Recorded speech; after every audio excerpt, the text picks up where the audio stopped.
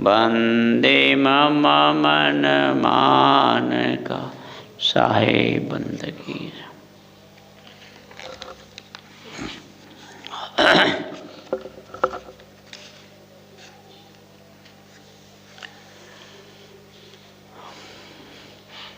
मुक्ति द्वार सद्गुण शतक के अंतर्गत कल चर्चा कर रहे थे हम लोग वैराग लक्षण। उसी क्रम में आगे है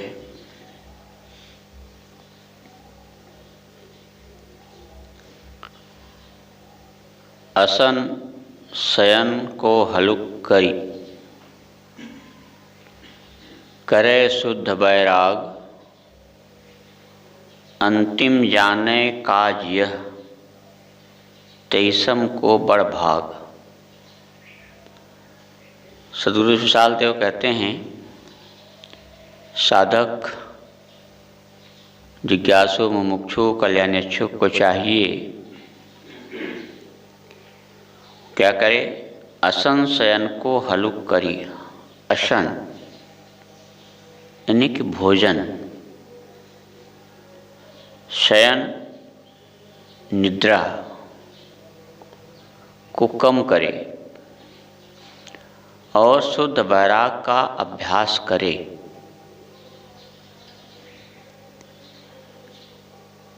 जो व्यक्ति इस वैराग्य को अंतिम व सर्वोच्च कर्तव्य समझता है, अंतिम जाने काज यह, जो इस काम को अंतिम समझता है,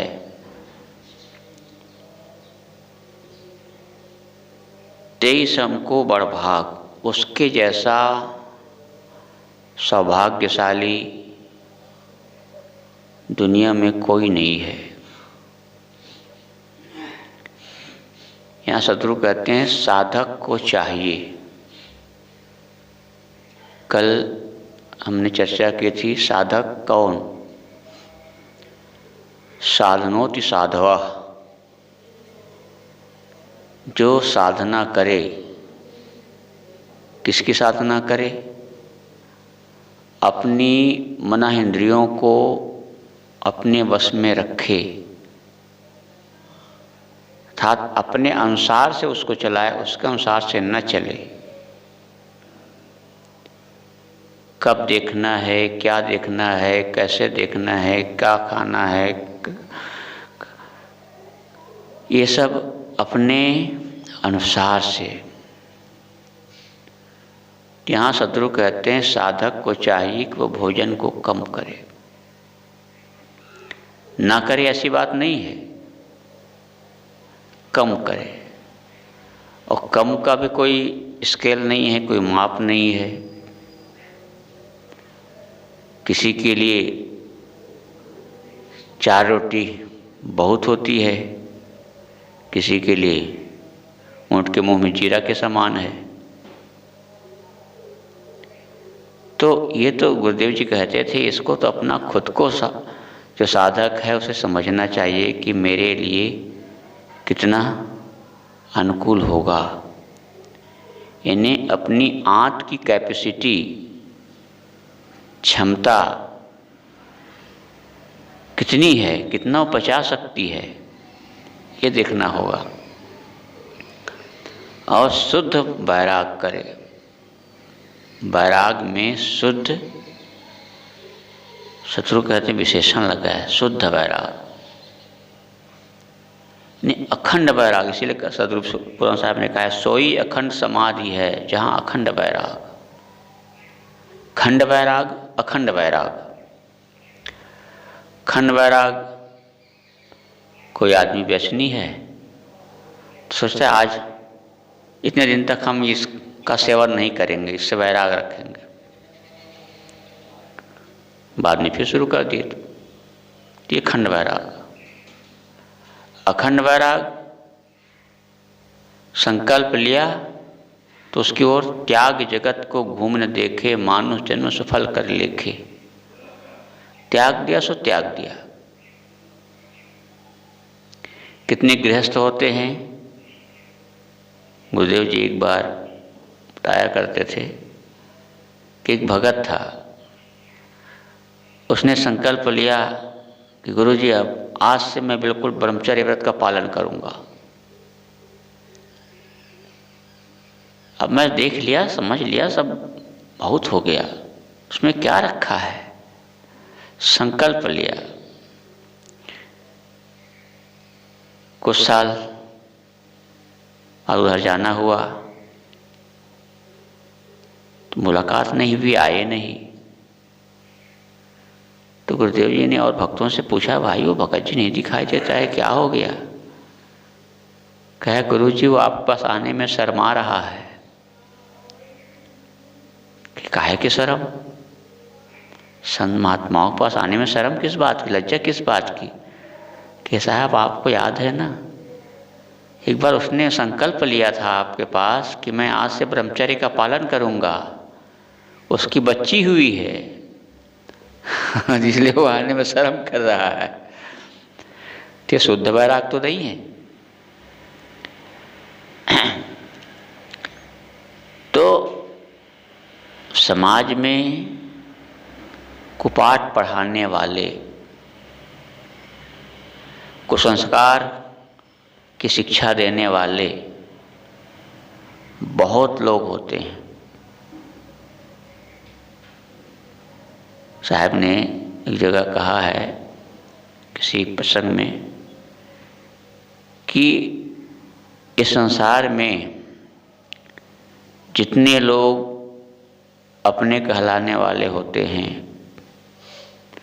सगे संबंधी कहलाने वाले होते हैं, जो हमदर्द बनते हैं, उस सरदर्द अधिक होते हैं, क्योंकि वो सांसारिकता का पाठ पढ़ाते हैं।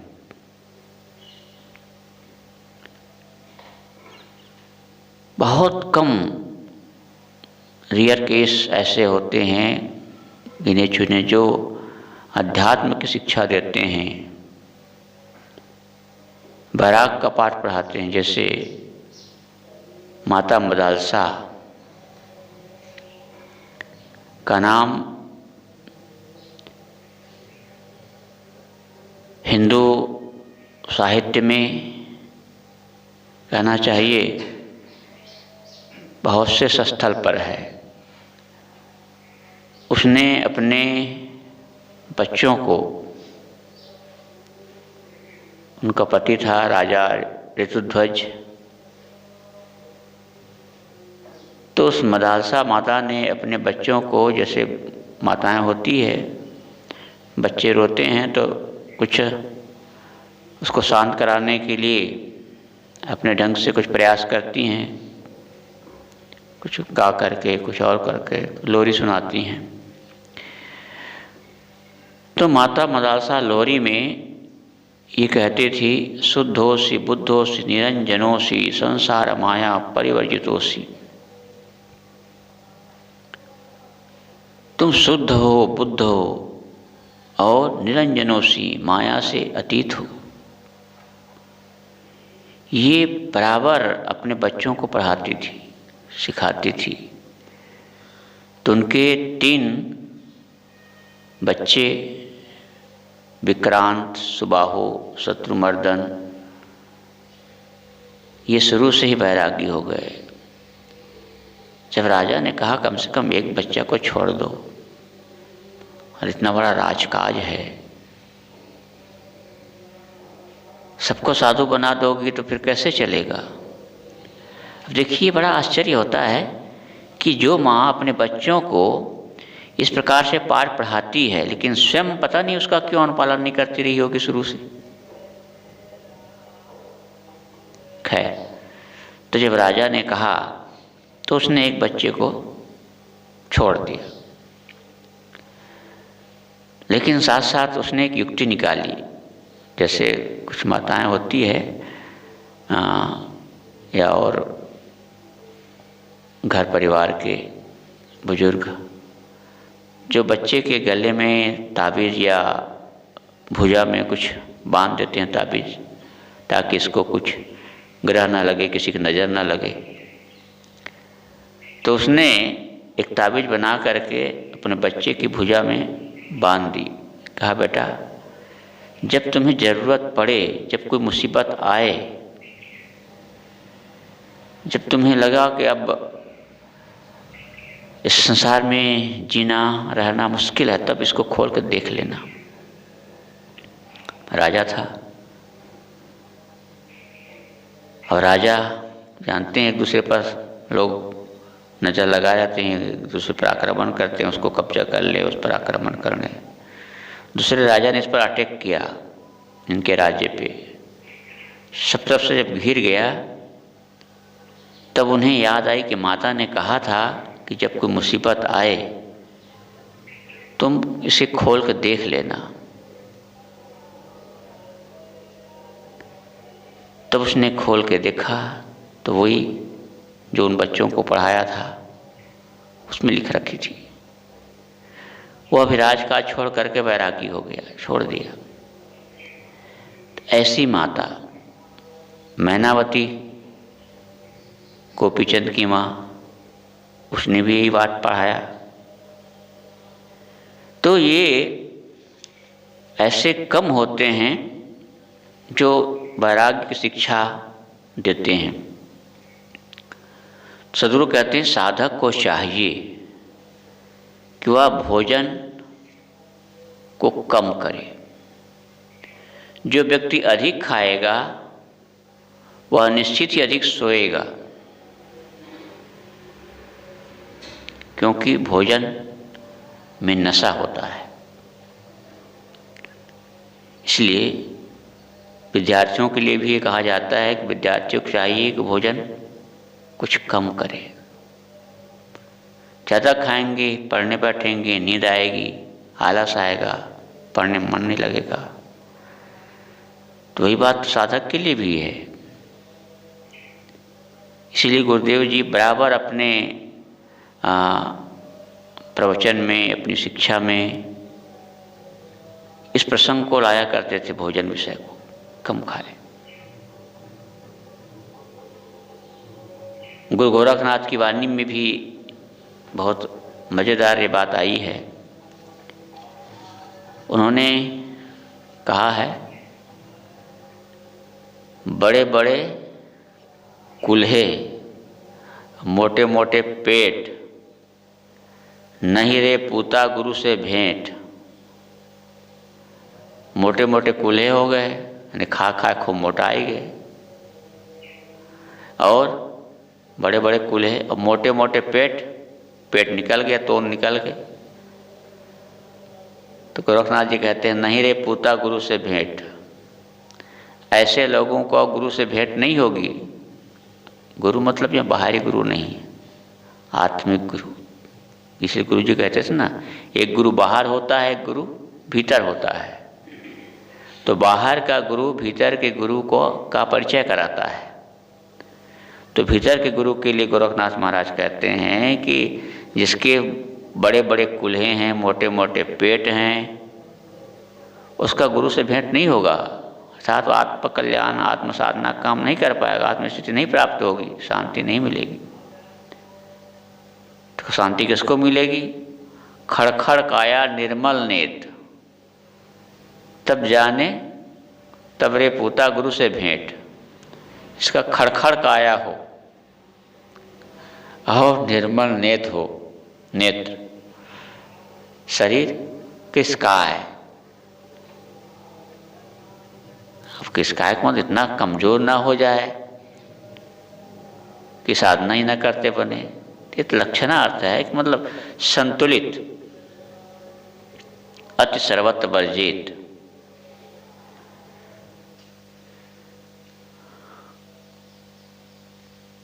जो व्यक्ति अधिक खाएगा वह निश्चित ही अधिक सोएगा, और इस प्रकार अधिक खाने और अधिक सोने वाला व्यक्ति ठीक से वैराग्य का अभ्यास नहीं कर सकता। अतः साधक को चाहिए कि वह सात्विक और 2-4 ग्रास कम भोजन करे। भोजन में भी अलग अलग क्वालिटियाँ होती है। तामसी भोजन, साधक के लिए तो वर्जित ही है। इसीलिए कुछ चीज़ों का सेवन साधकों के लिए प्रतिबंधित किया गया है। लहसुन है, प्याज है, मिर्चा मसाला है, ये तामसी भोजन के अंतर्गत आते हैं। लेकिन जिह्वा ऐसी है, आदत पड़ी हुई है, तो आदमी परहेज नहीं कर पाता, संयम नहीं कर पाता और खाता चला जाता है। इसलिए कहा गया खाते खाते युग गया, बहुत नचेता हुआ है। खाते खाते सारी उम्र बीत गई। और लोग तो ये कहते हैं खाते खाते छूटे शरीर तब मिले साहेब कबीर, ये भी कहने वाले हैं। इतना खाएं खाते खाते छूटे शरीर तब मिले साहेब कबीर। बनाने वाले तो एक से एक अपना दोहा बना लेते हैं ना। खाया पिया अघाय के सोया पांव पसार, ये भी है। और भी गुरुदेव जी कहते थे कि गूढ़ तत्व न साध दुरावे, आरत अधिकारी सो पावे। एक मतलब पद का अंश है। जब महात्मा ऐसे गूढ़ तत्व न साध दुरावे, आरत अधिकारी सो पावे, तो भगत लोग सोचते थे कि जो महात्मा होते हैं, संत गुरु, वो अपने अधिकारी को, शिष्य को, जिज्ञासु को आधी रात में गूढ़ बात बताते हैं। गांव देहात के रहने वाले, तो उन्होंने अपने ढंग से अर्थ लगाया। आरत अधिकारी सो पावे, आरत का मतलब समझते थे आधी रात, और अधिकारी सो पावे, जिज्ञासु को पाते हैं तो आधी रात में उसको बताते हैं, गूढ़ बात बताते हैं। तो गांव के भक्तों ने सोचा चलो हम लोग भी जरा देखें महात्मा कैसे अपने शिष्यों को गूढ़ बात बताते हैं आधी रात में, वो कौन सी गूढ़ बात होगी। तो उस गूढ़ बात को सुनने के लिए गांव के भक्त सज्जन आश्रम के आसपास रात में आधी रात को आके छिप के बैठ गए। अब आधी रात जब हुई तो महात्मा अपना 4 से 10 रहे होंगे, जो भी होगा, अपनी गूढ़ बात शुरू करने लगे। एक ने कहा, अरे फलनवा, जाना था ना वहाँ उस दिन गए, कितना बढ़िया हलवा बना था। हाँ हाँ गुरु महाराज, उसके पहले वहाँ जो जलेबी खाए थे ना, वो कितनी अच्छी थी। कोई जलेबी, कोई रसगुल्ला, कोई और हलवा। भक्तों ने सोचा यही गुड़ बात है क्या इनकी। तो ये मन की कमजोरी, साहब कहते हैं जो वैराग करना चाहे, साधना मार्ग में चलना चाहे, उन्हें चाहिए कि इस पर संयम करे, क्योंकि जीवा का साधना पर बड़ा ज़बरदस्त असर पड़ता है। इसलिए गुरुदेव लिखते हैं 2-4 ग्रास कम भोजन करो। जो यह जीव अनादिकाल से सब कुछ करता आया है, परंतु उन सबका परिणाम उसका भव बंधनों में बंधा रहना ही रहा है। यह जीव अनादिकाल के इस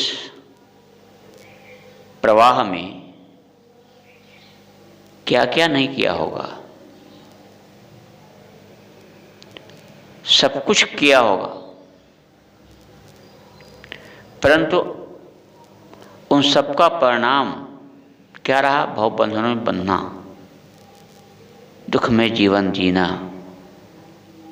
यदि आज भी हम वैसा काम करेंगे, कर रहे हैं, तो आगे भी वही रिजल्ट आएगा, वही स्थिति आएगी। इसलिए सदगुरु कहते हैं कि जीव अनादिकाल से वही करता आया, सब कुछ किया है। अब क्या करना है? जो काम करने से करने का अंत हो, ये लाइन बहुत महत्वपूर्ण है कि जो काम करने से करने का अंत हो वह वैराग्य है। बात कुछ अटपटी सी लगती है, लेकिन बहुत सरल है, सीधी है। जैसे कुछ लोग ये पहेलियाँ बुझाते हैं कि पेड़ लगाओ पर लगे ना, पेड़ लगाओ पर लगे ना। अब पेड़ लगाएंगे तो लगेगा कैसे नहीं? इसका अर्थ तो यही होता है, भाई पेड़ लगाया जाता है कि वो लगे, बढ़े। और पेड़ लगाए और लगे ना, मतलब क्या हुआ कि यहाँ भाव हुआ कि ऐसे वृक्ष लगाएं, ऐसा पेड़ लगाए कि एक दूसरे से सटे ना, थोड़ा दूर दूर हो स्पेस में। तो यही सदगुरु यहाँ कहते हैं कि जो काम करने से करने का अंत हो, ऐसा काम करें जिससे पुनः जन्म मरण के चक्कर में ना आना पड़े, वो अंत हो जाए। ये बहादुर साहब ने कहा ना, अंतिम जाने काज यह जो शरीर हमको मिला हुआ है, ये जो देह हमको मिली हुई है, ये समझ ले कि मेरी अंतिम देह है, मेरा अंतिम शरीर है, अंतिम जन्म है। और जो इस प्रकार से करेगा, सोचेगा, अभ्यास करेगा, वो आदमी गफलत में क्यों पड़ेगा? क्यों शरीर को मिटवाने के लिए शरीर का ही सब उसके लिए वो करेगा?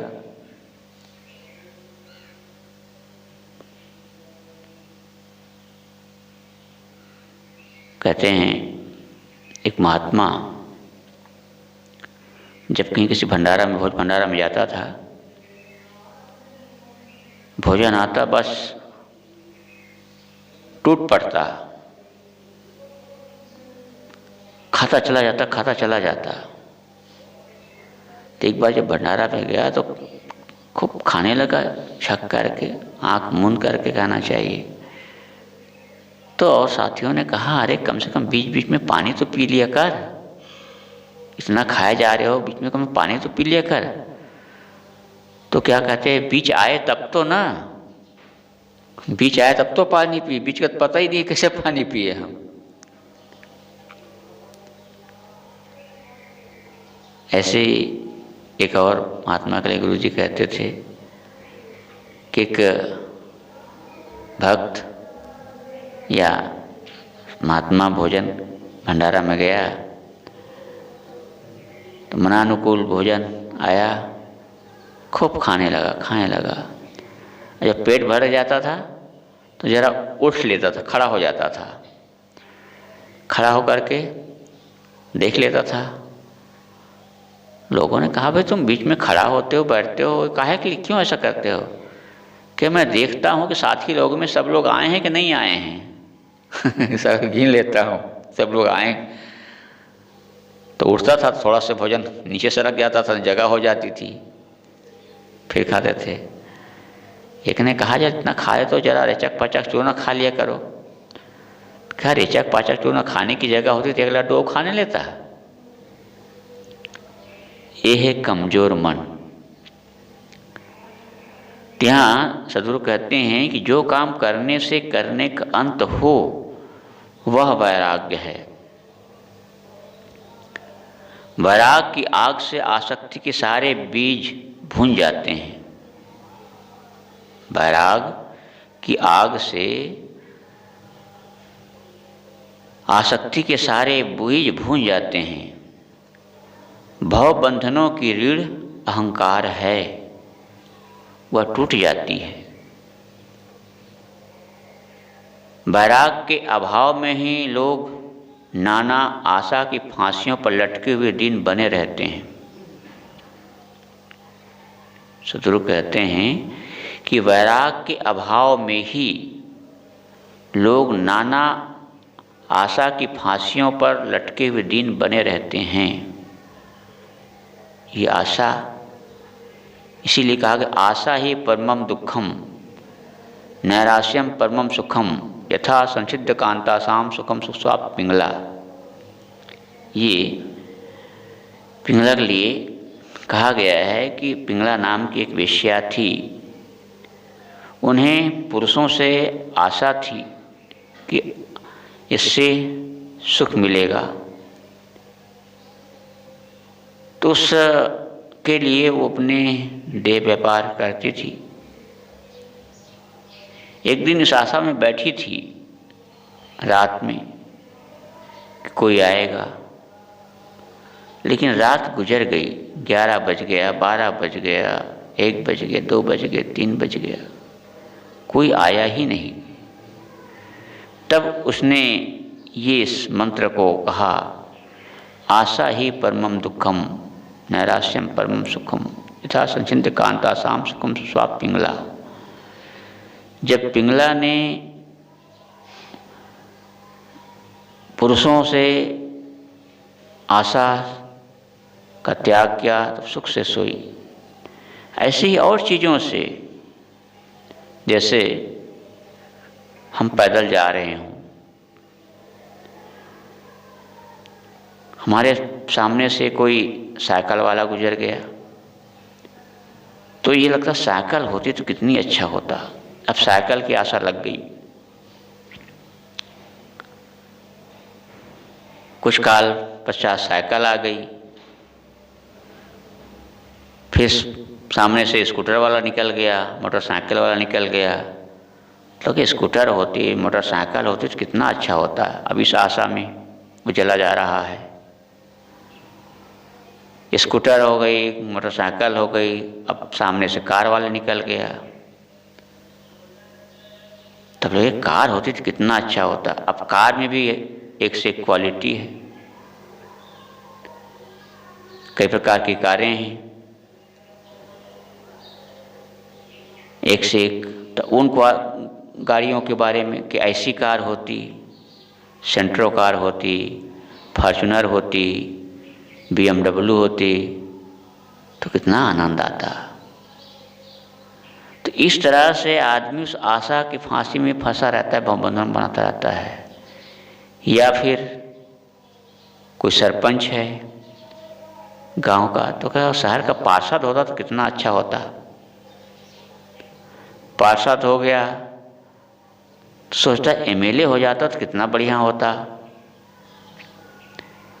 MLA सोचता है सांसद होता तो कितना अच्छा होता। सांसद सोचता है मंत्री, मंत्री सोचता है प्रधानमंत्री।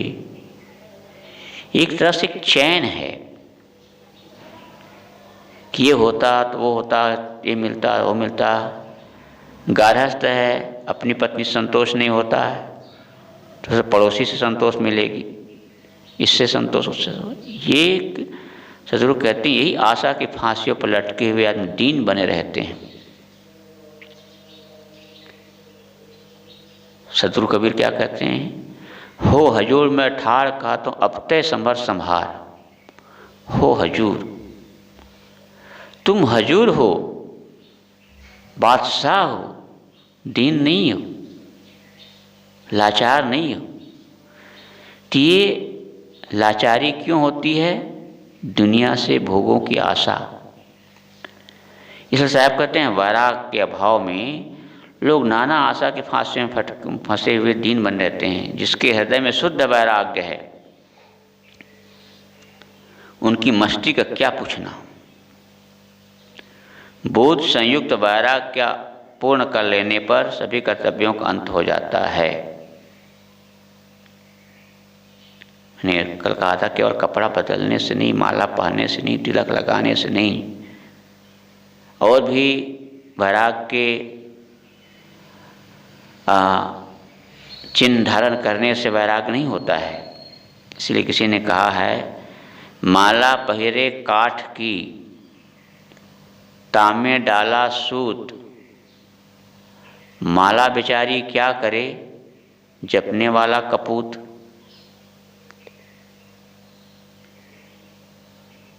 गृहस्थ से निकल करके सन्यास मार्ग में आ गए, माला पहन लिए, गुरु से कंठी धारण कर लिए, तो माला पहिरे काठ की तामे डाला सूट, सूट डाल के माला पहन लिए।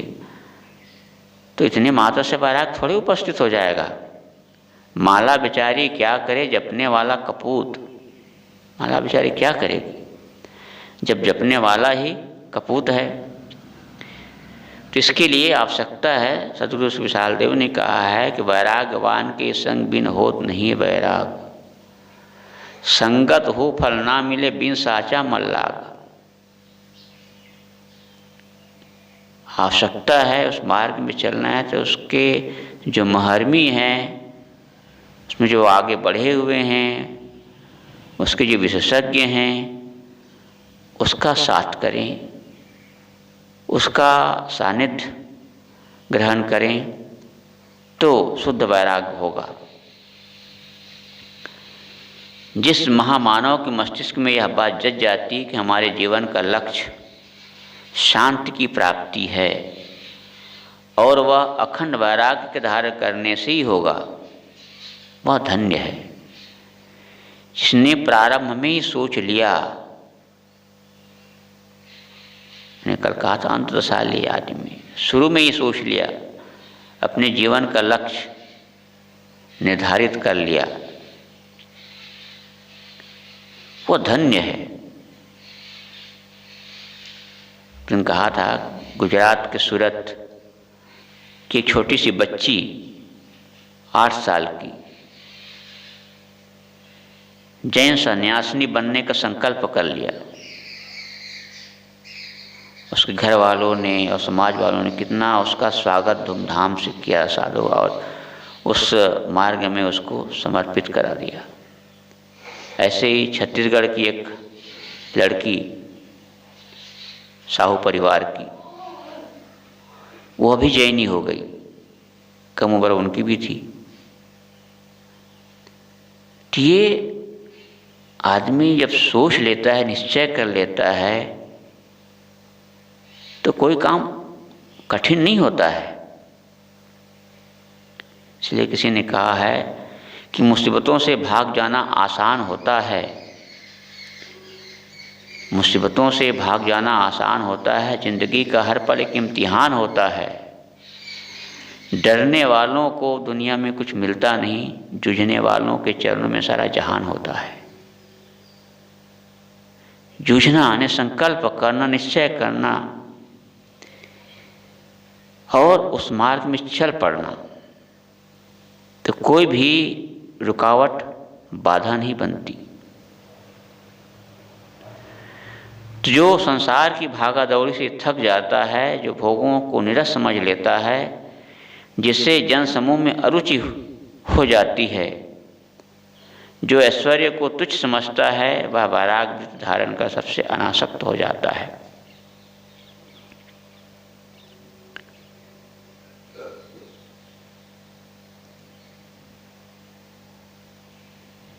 अगला है मृतक चिन्ह सो जानिए गुरु कफनी कौपीन,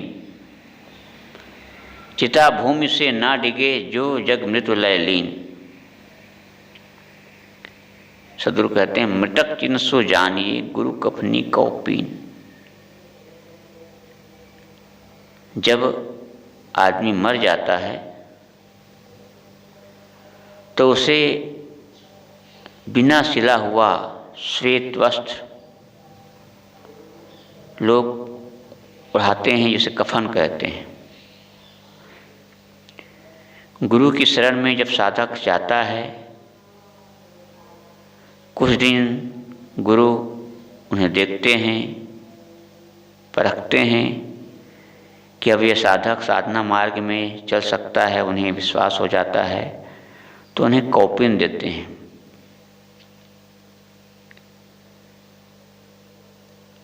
कौपीन यानी अध्याय भाषा में कहते हैं उत्तरी और वासस पहले के ऋषि लोग जिसको कहते थे, उत्तरी ऊपर पहनने वाला, वासस नीचे पहनने वाला। तो कौपीन अचला सफ़ेद बिना सिला हुआ ओढ़ा देते हैं, और एक आड़बंद यानी लंगोटी, तो विरक्त चिन्ह साधुवेश ग्रहण करते समय साधु को गुरु द्वारा अचला और लंगोटी मिलती है, जिन्हें क्रमशः कफनी और आड़बंद के रूप में मृतक चिन्ह कहा जाता है। यहाँ साहब लिखते हैं, जैसे मुर्दा चिता की आग में जलता हुआ भागता नहीं है अपितु स्थिर रहता है, वैसे जिस व्यक्ति ने सच्चे अर्थ में संसार से मृत्यु ले ली है, अर्थात दृढ़ वैराग्य धारण कर लिया है, वह अपनी वैराग्य भूमिका से किंचित मात्र भी विचलित नहीं होता। साधुवेश संसार से मर जाने अर्थात सारी अहंता, ममता, आसक्ति, राग, द्वेष छोड़ देने का चिन्ह है। थोड़ा भी कहीं राग का लेश है तो वैराग सधेगा नहीं, क्योंकि जैसे पॉइजन है, थोड़ा सा भी पॉइजन आदमी की जीवन लीला खत्म करने के लिए पर्याप्त होता है। साहब ने बीजक में कहा है कि 9 मन दूध बटोर के टिपके किया विनाश, दूध फाड़ कांजी भया हुआ घृत का नाश। कोई आदमी किसी भोज भंडारा के लिए मान लो खूब दूध इकट्ठा किया हो और बड़ी प्रसन्नता हो, बड़ी खुशी हो, अब तो खूब भंडारा खाने को मिलेगा, खीर खाने को मिलेगी, ये होगा वो होगा, खूब दूध इकट्ठा कर लिया और कहीं धोखे से उसमें कोई खटास पड़ गई, टिपके किया विनाश, थोड़ा तो दूध नहीं रह जाएगा, सब फट जाएगा। ऐसे ही सदगुरु कहते हैं, साधना मार्ग में चलते चलते इतने दिन तक चला और कहीं असावधानी हुई, भूल हुई तो सारी साधना चौपट। नारद का जो उदाहरण इसी पर दिया जाता है कि वो जब उन्हें लगा कि मैंने अपने मन को वश में कर लिया है तो तमाम जगह लोगों से कहते फिरे, शिव जी से कहे, विष्णु जी से कहे, ब्रह्मा से कहे कि मैंने अपने मन को वश में कर लिया है। सबने समझाया, नारद ने, विष्णु ने, शिव जी ने समझाया, क्या तुमने मेरे पास कहा तो कहा, किसी और से कहना मत। विष्णु ने भी कहा, तुमने मुझसे कहा तो कहा, किसी और से कहना मत। उन्हें लगा कि लोगों को क्या हो गया है, मेरी सफलता पर, मेरी विजय पर ये लोगों को खुशी नहीं हो रही है। विष्णु ने सोचा इनका प्रमाद हो गया है, तो उसने विश्व मोहिनी का रूप बनाया और फिर उसको देख करके, कहानी जानते हैं, सब फिसल गया। तो थोड़ी सी असावधानी राग सारी साधना को समाप्त कर सकती है। भगवान बुद्ध की वाणी में ये आया है कि नत्थि राग समो अग्नि, नत्थि राग समो अग्नि, नत्थि द्वेष समो ग्रह, नत्थि मोह समम जालम, नत्थि तन्हा समो नदी। तो यहाँ पहले अर्धाली में जो उसने कहा है, नत्थि राग समो अग्नि, राग के समान कोई आग नहीं है।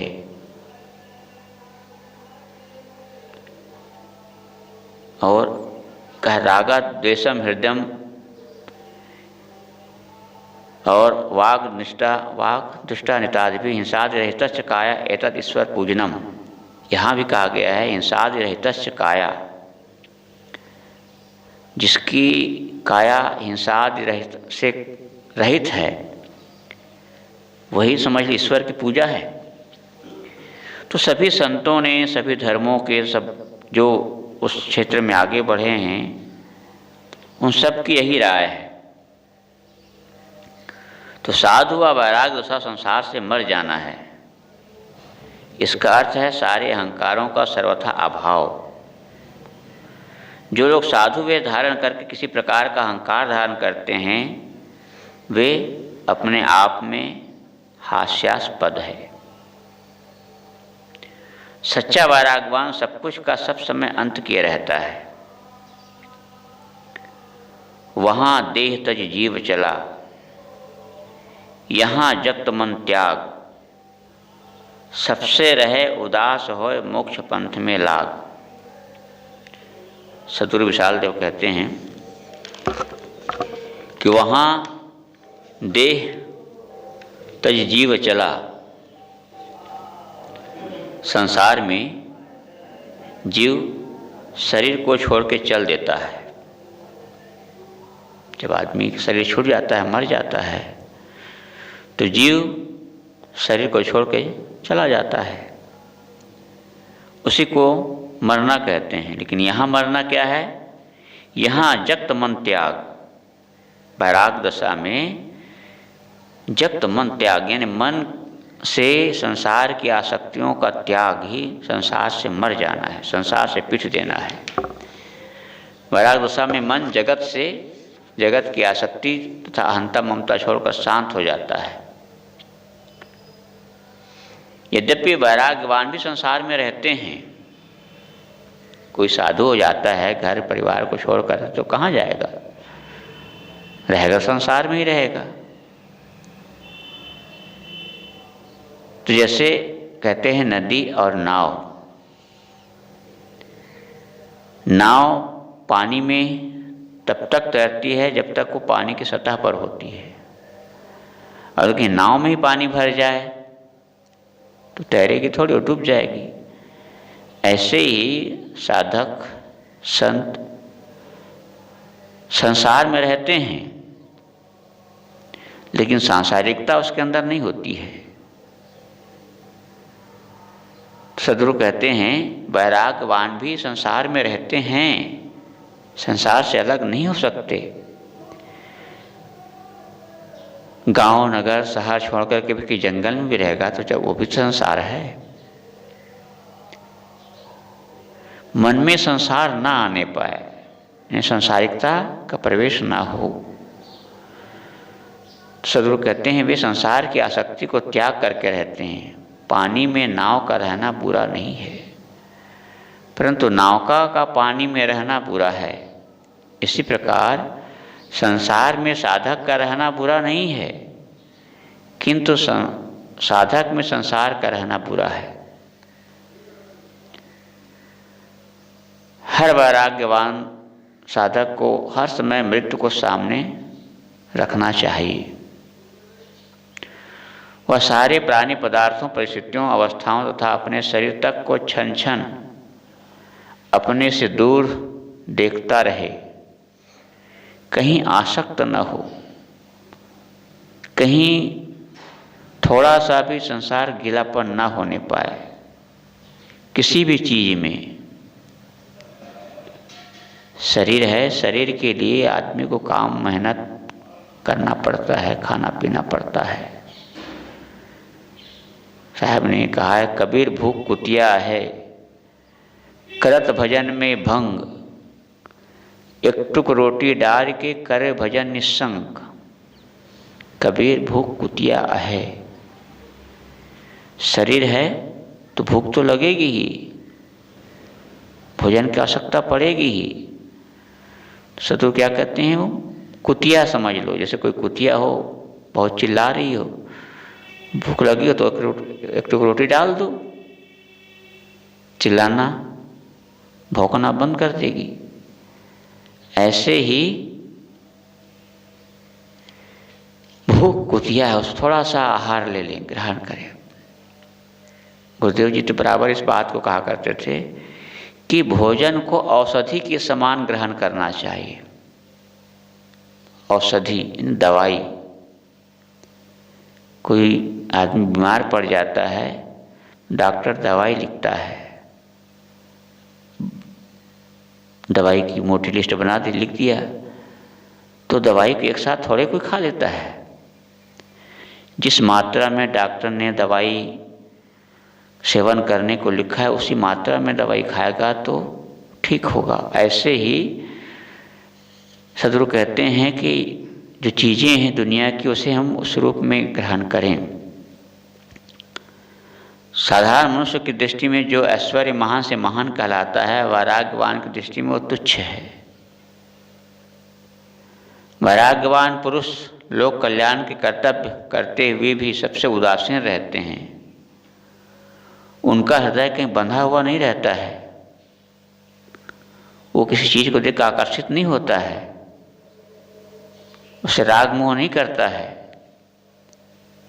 जैसे गुरुदेव जी कहते थे कि एक बार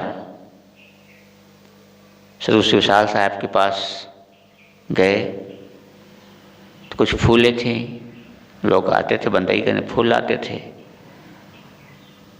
तो गुरुदेव जी ने कहा, गुरुजी गुरुदेव देखिए कितना बढ़िया सुंदर फूल है, कितना अच्छा लग रहा है।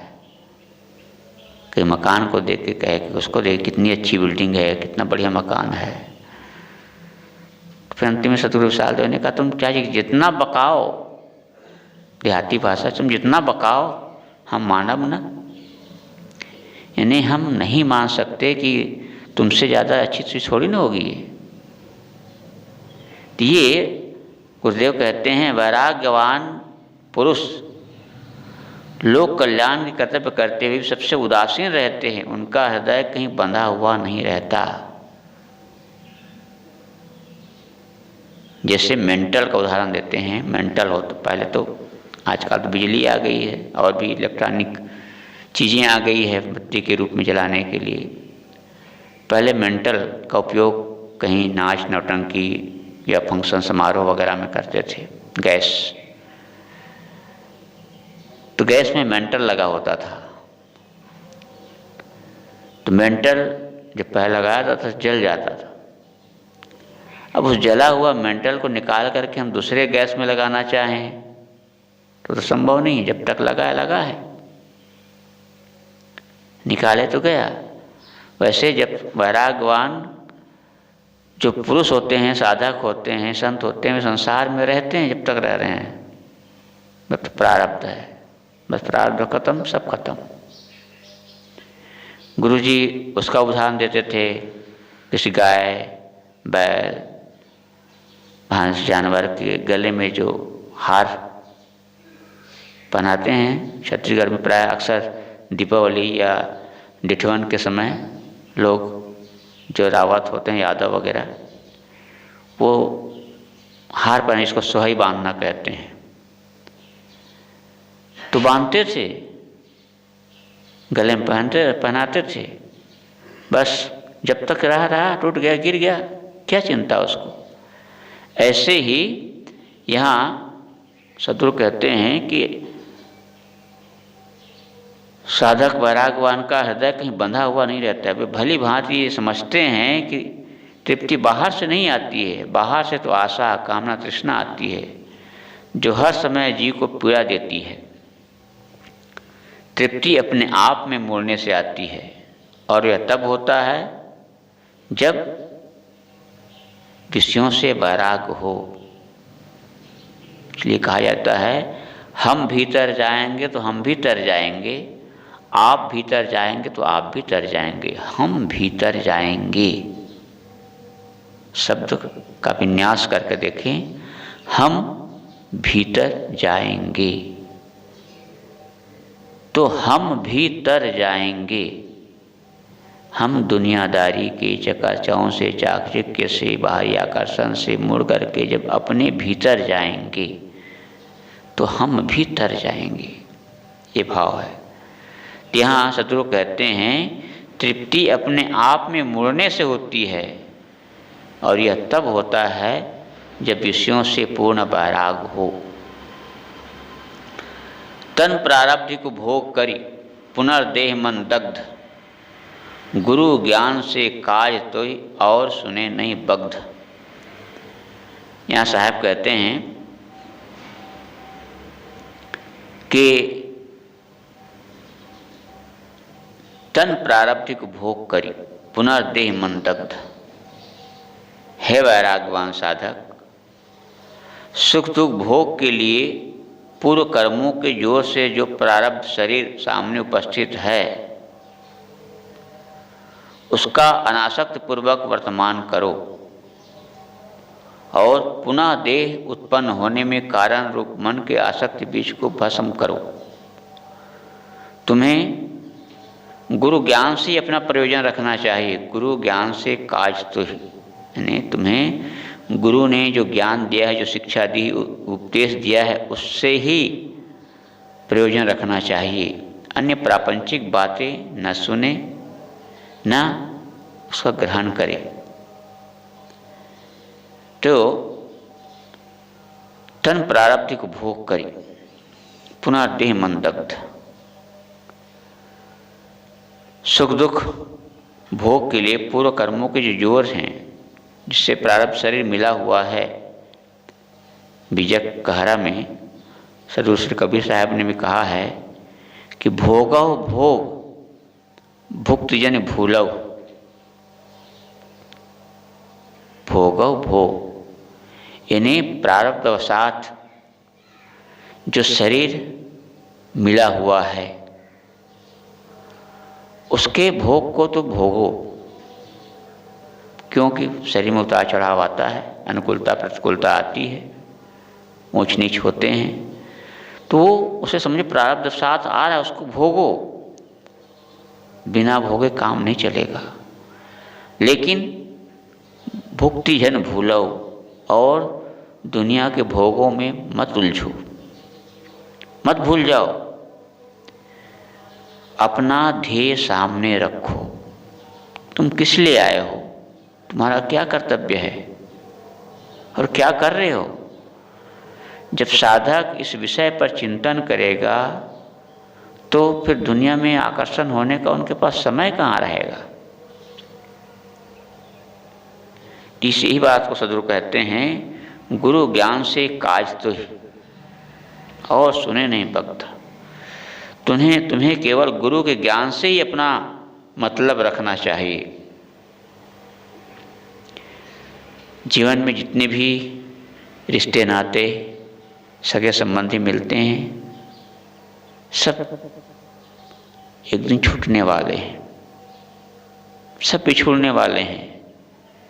कोई किसी का साथ नहीं देता, चाहे कितना निकट से निकट हो। इस बात को सदैव ध्यान में रखना चाहिए। जम्बू कुमार की एक पुस्तक मैंने कभी पढ़ी थी, उसमें लिखा है कि तेरे अनुगामी स्वजन गए कौन सी बाट, तू रोता ही रह गया पकड़े पकड़े खाट। तेरे अनुगामी स्वजन, तुम्हारे सगे संबंधी, माता पिता, रिश्ते नाते, पता नहीं मर किस घाट में चले गए, कहाँ चले गए, कोई ठिकाना है, कुछ पता है। जिसको तुम अपना मानते थे, अपना साथी मानते थे, हितैषी मानते थे, कहाँ चले गए। तू रोता ही रह गया पकड़े पकड़े खाट। तू रोता ही रह गया खाट पकड़े। एक लेखक ने लिखा है कि यूँ तो दुनिया में बहुत मिलते हैं, लेकिन काम के चंद मिलते हैं। जब मुसीबत आती है तो सारे दरवाजे बंद मिलते हैं। यूँ तो बहुत मिलते हैं, कहने को तो सब बहुत हैं, ये मेरे हैं, वो मेरे हो, मेरे पता नहीं कितने मिलते हैं, लेकिन काम के चंद मिलते हैं। जो हमारे कल्याण में सहायक हो, हितैषी हो, बहुत कम मिलते हैं। क्योंकि जब मुसीबत आती है, प्रतिकूलता आती है, तो सारे दरवाजे बंद मिलते हैं, कोई साथ देने वाला नहीं होता है। यहाँ कितना बढ़िया सदगुरु कहते हैं कि गुरु ज्ञान से काज तो ही, और सुने नहीं भक्त। और किसी बाहरी चीज़ों में, बातों में ध्यान मत दो, समय व्यर्थ न गवाओ। वैरागवान को भी प्रबल प्रारब्ध कर्म रूप शरीर के सुख दुख भोगने पड़ते हैं, परंतु उनसे वे सर्वथा अनासक्त होते हैं। उनका खाना पीना पहनना रहना सब केवल निर्वाह के लिए होता है, मोह के लिए नहीं होता। न वे सुख की चेष्टा करते हैं और न दुख में घबराते हैं। वे अनुकूल तथा प्रतिकूल परिस्थिति में सम रहते हैं। अनुकूलता प्रतिकूलता इस शरीर के हिस्से हैं, जिसे ये श्लोक में कहा गया है। सदगुरु विशाल देव के लिए कहा जाता है कि उनके शरीर में बहुत गर्मी रहा करती थी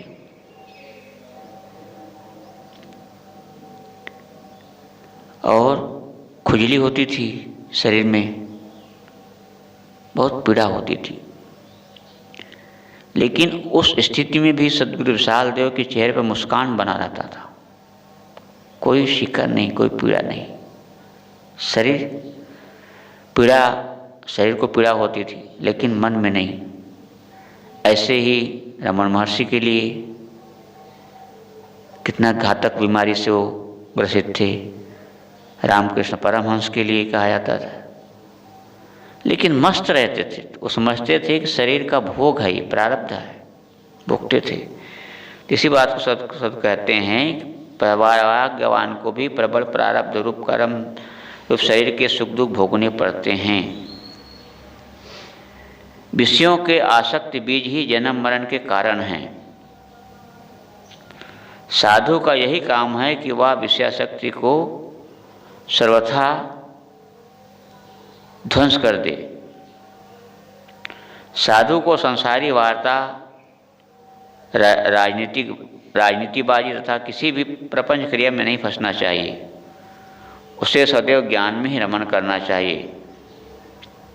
वह ज्ञान की चर्चा करे, ज्ञान का मनन करे, ज्ञान का आचरण करे और अपने ज्ञान द्वारा समाज को प्रकाश दे। प्रपंची साधु वेशधारी स्वयं तो पतित होता ही है, वह दूसरों के लिए भी बिगड़ी घड़ी बन के रह जाता है। साधु वेशधारियों में भी कितने ऐसे होते हैं जो स्वयं तो बिगड़े होते हैं, साथी को भी बिगाड़ने वाले होते हैं।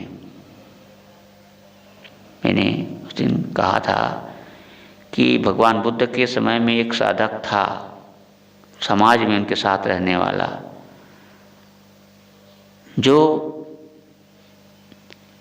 लोलुप वृत्ति का था, चंचल वृत्ति का था।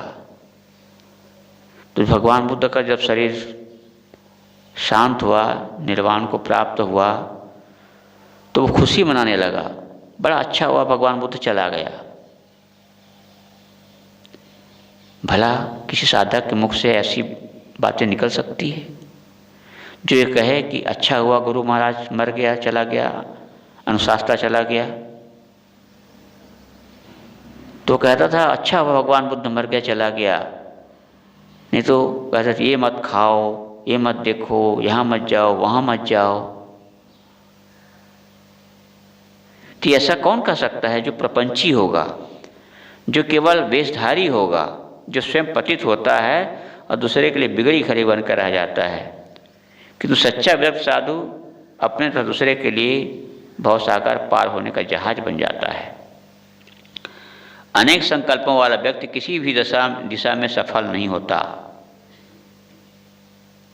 इसलिए साधक को चाहिए कि गुरु ज्ञान से काज रखे और दुनिया के प्रपंच में न उलझे। बस आज का प्रसंग यहीं। बोलिए सद्गुरु देव की जय। साहेब है